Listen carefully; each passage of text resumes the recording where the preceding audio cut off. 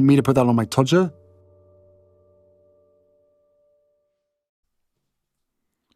Harry's wife. They've turned on each other. According to news.com.au and an article by Bronte Coy, the headline reads, Harry's wife and Prince Harry have turned on each other amid spare fallout. Tensions brewing within the Sussex camp, with reports friction has developed between the couple amid a bruising few weeks. As always, I leave it for you to make a determination as to the veracity of this material, but let's dive in and find out what is being written. Friction has reportedly developed between Prince Harry and Harry's wife amid the fallout from their Netflix docuseries and his bombshell memoir, Spare. California sources told The Spectator that the normally loved-up pair, Relationship Bulletin Facade Management, are at odds after a bruising few weeks, culminating in the couple being brutally roasted with an unflattering depiction on a recent episode of the animated comedy series South Park. In the episode, the Duke and Duchess of Sussex are seen doing interviews on a worldwide privacy tour, with Harry's memoir renamed Wah, and Harry's wife described as a sorority girl, actress, influencer, victim. The Spectator reports that the couple was so upset by the episode that they are taking it out on each other, and that Harry's wife is annoyed but refuses to watch it all. The outlet reports that her frustration is compounded by the fact that it comes as she prepares for a legal showdown with her half-sister.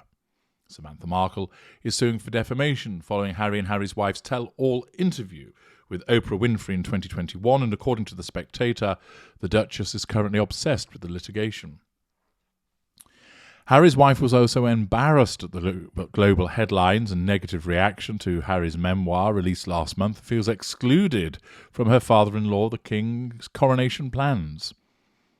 With invitations currently being sent out, it's yet to be confirmed whether the couple will actually receive one, which would of course cause wounding, although multiple UK publications have indicated they are on the guest list. However, as the relationship between the California-based royals and Harry's family is more fractured than ever, it's unknown whether they will decide to attend.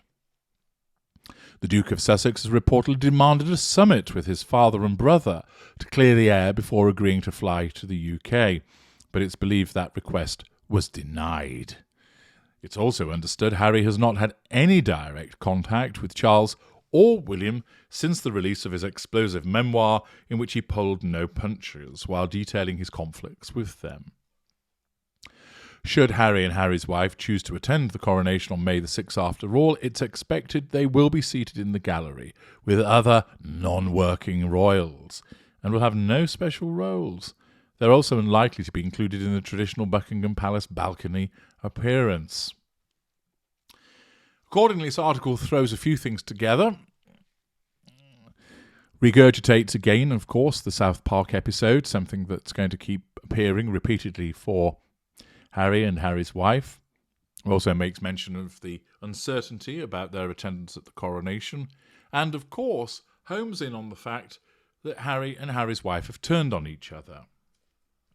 This, of course, is entirely likely. Why? Well, quite simply, as a narcissist, she has to keep Harry under control, but she also has to keep all other individuals, or in our parlance, appliances, kept under control as and when they come upon her radar, and that includes the general public, readers and viewers.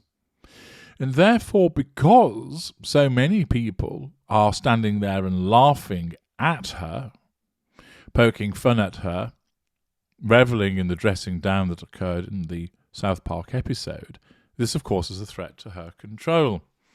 She's not in a position to individually contact tens of millions of people who are all delighting in the savaging that she received. So she can't assert control directly over those individuals. And therefore, one way of doing so is to do so indirectly. She can, of course, do this by complaining to relevant members of the coterie that it was an unfair, harsh and hateful attack upon her, with the expectation that those docile members of the coterie nod and yes, ma'am, no, ma'am, 3 bags full, ma'am, and therefore, in the circumstances, afford her that sensation of control by agreeing that it was an awful, awful attack upon her, and that anybody that laughs of it, well, they're deranged haters. Furthermore, of course, as a consequence of the adverse publicity that has arisen from the publication of Spare and the mauling that occurred in South Park, she can blame Harry and basically say to him, none of this would have happened were it not for your fault.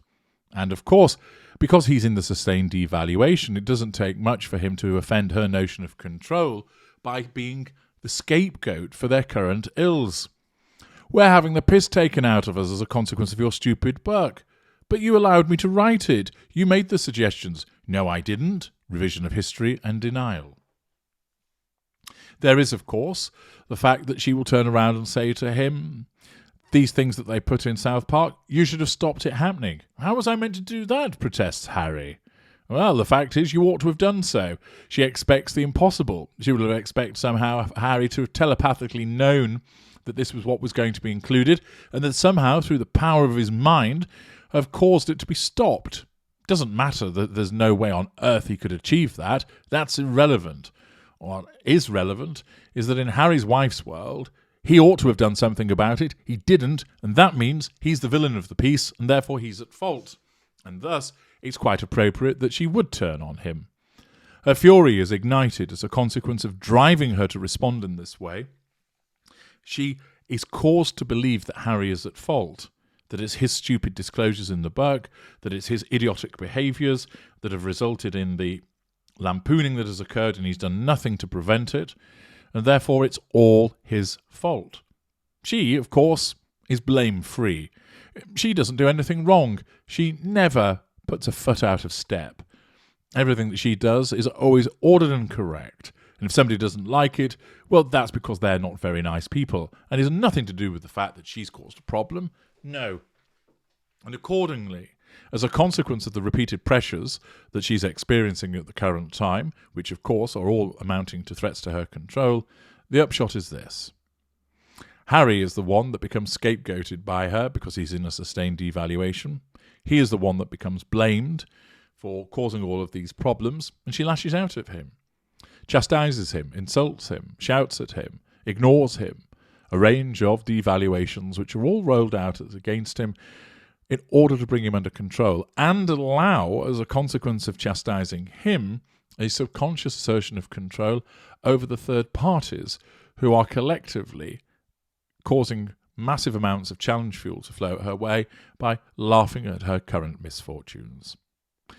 Accordingly, to state that there is tension within the Sussex camp and friction between the couple, and the two have turned on one another, would be entirely accurate based upon knowing how she, as a narcissist, would behave.